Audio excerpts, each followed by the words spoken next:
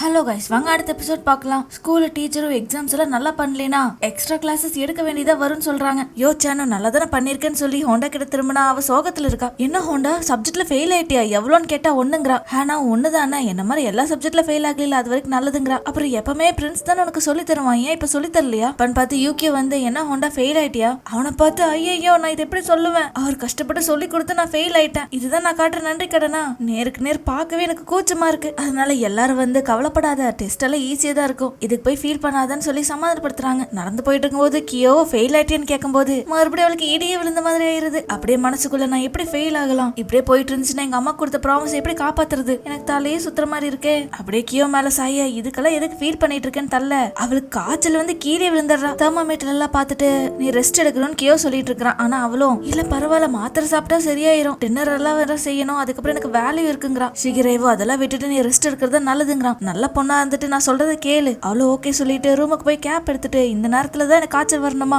அப்படியே மோமோஜிக்கு போனை போட்டு இன்னைக்கு அவனால வேலை செய்ய வர முடியாது, எனக்கு காய்ச்சலுங்கிறான். மோமோஜி அப்படி அப்ப ஏன் கிட்ட விட்டுருங்க, நான் பாத்துக்கிறேங்கிறான். அங்க போய் இங்க பாருங்க இன்னைக்கு வந்து ஹோண்டா லீவ், ஏன்னா அவளுக்கு ஃபீவர், அவளுக்கு பதிலா நான் இங்க வேலை செய்ய வந்திருக்கேன். அவனுங்களும் பரவாயில்ல பையன் கியூட்டா இருக்கானே அப்படி இங்க காமிச்சா என்னப்பா கியோ சமைச்சிட்டு இருக்க போல ஹோண்டாக்கா? யோ இப்ப எதுக்கு கிண்டல் பண்றேன், நான் என்னப்பா பண்ண ஒன்னும் சொல்லையே. அப்புறம் டின்னருக்கு நீயே சமைச்சிடுறியா? அதெல்லாம் முடியாது, நம்ம ஆர்டர் பண்ணலாம். பையன் பாக்குறதுக்கு ரொம்ப கியூட்டா இருக்கான்ல. கியோ மேல போய் நினைச்சு பார்த்துட்டே இருக்கிறான் பழச. அப்படியே கதவு தட்ட ஹோண்டாவும் வந்து திறக்கிறா. இதெல்லாமே எனக்கு தான் சமைச்சிங்களா, பாக்குறக்கே நல்லா இருக்கு, அப்படியே சாப்பிட்டு டேஸ்ட் சூப்பரா இருக்குங்கிறான். கியோவோ சாப்பிட்டு தட்டை வெளியே வச்சிருங்கிறான். அவளும் உங்களுக்கு கஷ்டத்தை கொடுத்துட்டு என்ன மன்னிச்சிருங்கன்னு சொல்ல அதுக்கு அவனும் உண்மையிலே நீ சாரியா இருக்கிறனா, ஃபர்ஸ்ட் காத்துல வர பாத்துருக்கணும். இதை கேட்டா நான் அழுக ஆரம்பிச்சிடறா. அவனும் சரி அல்லாத, உன் மனசுல ஏதாவது வலி இருந்தா என்கிட்ட சொல்லு, நான் கேக்குறேங்கிறான். அவளும் எங்க அம்மாக்கு நான் ப்ராமிஸ் பண்ண நல்லா படிப்பேன்னு, ஆனா இப்ப ஃபெயில் ஆயிட்டேன், அதை நினைச்சு எனக்கு கேவலமா இருக்கு. யூகி வேற கஷ்டப்பட்டு சொல்லி தந்தாங்க, அவங்க டைமை நான் வேஸ்ட் பண்ணிட்டேன், பார்த்தா அதுக்கு எனக்கு காய்ச்சல் வேற வந்துருச்சு. கியோவோ அவ்வளவுதானா, வேற ஏதாவது இருக்கா? அவ்வளவுதான் சொல்ல. கியோவோ அப்புறம் என்ன, இன்னொரு தடவை டெஸ்ட் எழுதிரு, அப்புறம் யூகிக்கு என்னன்னா நம்மளுக்கு என்ன, அவன் சாகுற அளவுக்கு நீ நல்லா யூஸ் பண்ணிக்க. அப்புறம் காய்ச்சல் வந்துச்சுன்னு ஃபீல் பண்ணிட்டு இருந்தீங்கன்னா சீக்கிரம் சரியாகிற வழியை பாரு, அப்பதான் சிரிச்ச மூஞ்சியோட இந்த வீட்டுல தெரிஞ்சிட்டு இருப்பேன். அப்படி இருந்தாதான் எனக்கு சந்தோஷமா இருக்கு. அதனால உனக்கு எத்தனை தடவை வேணாலும் நான் சமைச்சு கொடுப்பேன், நீ சரியானாலே போதும், அதனால நல்லா சாப்பிடு, அப்பதானே சரியாகும். ஹோண்டாவோ ஹோ கியோ என்ன சீரப் பண்ண ட்ரை பண்றான் போல. சாப்பாடு நல்லா இருக்குன்னு சொல்ல உன் அளவுக்குலாம் எதுவும் கிடையாதுங்கிறான். மனசுக்குள்ள அவ்வளவு நான் ரொம்ப சந்தோஷமா இருக்குன்னு சிரிக்கிறத கியோவும் பாக்குறான். அடுத்த சீன்ல ஹாரி வந்து ஊசி போட போறான். மோமோஜியும் வலிச்சா சொல்லிரு, சிரிகே சொன்னாரு ரொம்ப வலிக்குமாமா, நரமே கிடைக்கலன்னு நிறைய தாட்டி குத்திட்டாங்களாமா. ஹாரி அது நான் வேணுட்டே தான் பண்ணேன்னு சொல்ல அட பாவி ஹாரி பையர், அது வேணுட்டே தான் பண்ணியா, சரி பேஷண்ட் டிஸ்டர்ப் பண்ணாம வெளியே போங்கடா. ஹோண்டாவும் மெடிசனுக்கு எவ்வளவு ஆச்சுன்னு கேட்க அதை பத்தி எல்லாம் கவலைப்படாத, நீ நல்லா இருந்தாதான் சில பேர் நிம்மதியா இருப்பாங்க, நல்லா ரெஸ்டாரண்ட் அங்க இருந்து கிளம்புறான். கீசாவோ அங்கிள் ஹாரி தான் நிம்மதி இல்லாம இருக்காருன்னு நினைக்கிறேன். என்னது அங்கிளா? அப்ப ஹாரிக்கு 27 வயசு இருக்குமோ, ஏன்னா இவளுக்கு 12 வயசு தான் இருக்கு. அப்பன்னு பார்த்து யூகே வர. இப்ப நீ ஓகே தானே? அப்புறம் வந்து எக்ஸாமுக்கு ஏத்த கொஸ்டின்ஸ் எல்லாம் நான் ப்ரிப்பேர் பண்ணி வச்சிருக்கேன், இதை படிச்சாலே போதும், காய்ச்சல் சரியானதுக்கு அப்புறம் சொல்லு, நம்ம 2 பேரும் ரிவைஸ் பண்ணலாம். அவ்வளவு ரொம்ப நன்றின்னு சொல்ல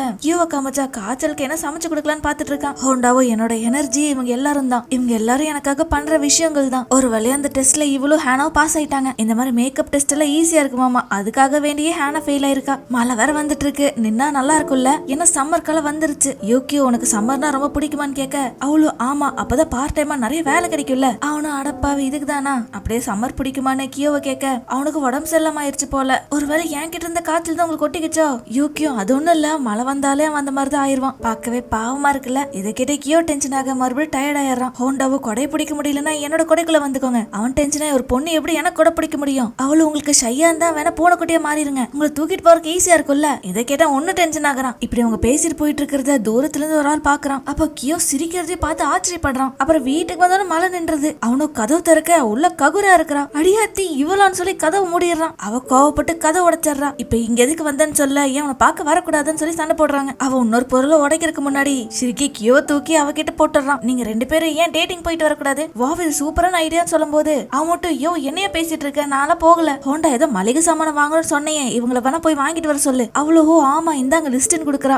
ஏன் கிராசரி டேட் போலவான்னு சொல்லி இழுத்துட்டு ஓடுறான். சீக்கிரம் எப்படியோ அவனோட பிளான் ஒர்க் அவுட் ஆயிருச்சு. அவன் கூட அவ கொஞ்ச நேரம் தனியா இருந்தாலும் அது எதுவும் உடக்காம இருப்பா. அதுவும் வாஸ்து வந்தான்னு யூகே சொல்ல ஹோண்டாவோ அவ ஆல்ரெடி கண்ட்ரோல் பண்ணிட்டு தான் இருக்கா. எனக்கு எப்படி தோணுதுன்னா அவ கியோ டெய்லி பார்க்கணும்னு ஆசைப்படுறா, ஆனா அதை கண்ட்ரோல் பண்ணிக்கிறா. அவன் கிட்ட இருந்து கொஞ்சம் கொஞ்சமா அவ டிஸ்டன்ஸ் மெயின்டைன் பண்றா. இதுக்கெல்லாம் ஏதோ காரணம் இருக்குமோ நினைக்கும் போது சீக்கிரம் முதல்ல இந்த கியோவை பேங்க் ட்ரான்ஸ்ஃபர் பண்ண சொல்லணும். ககுராவும் சேர்த்துதான் உடச்சு போன பொருட்களை காசு வேணும்ல. ஹோண்டாவோ என்னது உங்ககிட்ட பேங்க் அக்கௌண்ட் இருக்கா? சீக்கிரேவா ஆமா யூகி கிட்ட இருக்கு, எல்லாத்துக்கும் இருக்கு, மெயின் ஃபேமிலில இருந்து எல்லாத்தோட பேங்க் அக்கௌண்ட்லயே காசு போடுவாங்க. அப்படியான்னு சொல்லி பார்த்தா யூகி சோகமா இருக்க மாதிரி தெரியுது. இந்த விஷயம் யூகிக்கு பிடிக்கல போல. சீக்கிரேவா நீங்க 2 பேரும் டேட் போயிட்டு வாங்கன்னு சொல்ல கியூ வா நம்ம சீக்ரெட் பேஸ்க்கு ஒரு டேட் போலாங்கிறான். ஹோண்டாவோ சோமா ஃபேமிலியோட ரகசியங்கள் ஒன்னும் எனக்கு தெரியல, உண்மை என்னவா இருந்தாலுமே அதை ஏத்துக்கணும்னு ஆசைப்படுறேன். இந்த சைடு ஷாப்பிங் பண்ண வந்தா ககுராவு ஹோண்டாக்கு ஒன்னும் தெரியல போல, நீ எப்ப சொல்லன்னு இருக்கங்கறா. அவன் டென்ஷனை நீ வாயை மூடிட்டு என்ன பண்ணு எனக்கு தெரியும் அப்படின்னு பப்ளிக்ல கத்தி விட்டாரா. இவ டென்ஷன் ஆயிரா. ஒரு பொண்ணு கிட்ட பப்ளிக்ல இப்படியா கத்துவ? கியோவோ நீ ஏன் என் மேல இவ்வளவு பைத்தியமா இருக்க? இது நார்மல் கிடையாது. என்ன மாதிரி ஒரு ஆள் கிட்ட இருந்து நீ தள்ளிதான் இருக்கணும், இல்லனா அவாய்ட் பண்ணிட்டு போயிட்டே இருக்கணும். அவளும் நான் ஏன் இப்படி இருக்கேன்னு உனக்கு தெரியாது, அதை சொன்னா நீ அழுதுருவ. சரி வா இப்ப பொருளை வாங்க போலாம். வாங்கிட்டு வெளியே வந்து சரி என் கையை பிடிச்சுக்கோங்கிறா. அவனு அதெல்லாம் முடியாது, சின்ன வயசுல பிடிச்சது இப்போ பிடிக்க சொன்னா அவ கீழே உட்காந்து அழுக ஆரம்பிச்சிடுற. சரி சரி கையை தானே பிடிச்சுக்க. நடந்துட்டே உனக்கு ஒண்ணுமா புரியல, நீ தான் அதை பண்ணது. ஏதோ ஒரு பிளாஷ்பேக் இருக்கும் போல அவையே இப்படி இருக்கான்னு. இந்த சைடு ஹோண்டாவும் மழை வர மாதிரி இருக்கு. ரெண்டு பேர் பத்திரமா வந்துருவாங்கல்ல. அப்படி பேசிட்டு நடக்கும் போது இடிச்சிடறா. என்னன்னு பார்த்தா அங்க ஒரு ஆள் வந்திருக்காங்க. அதே டைம்ல கியோ ககுரோ வந்துடுறாங்க. அந்த ஆளு பார்த்து ரொம்ப நாள் ஆச்சு கியோ அப்படின்னு சொல்ல அவன் ஷாக்கோட இருக்கான். இதோட இந்த எபிசோட் முடியுது. இதே மாதிரி தொடர்ந்து கேட்க என்னோட சேனலுக்கு சப்ஸ்கிரைப் பண்ணிட்டு ஒரு லைக் பண்ணிருங்க. Thank you so much.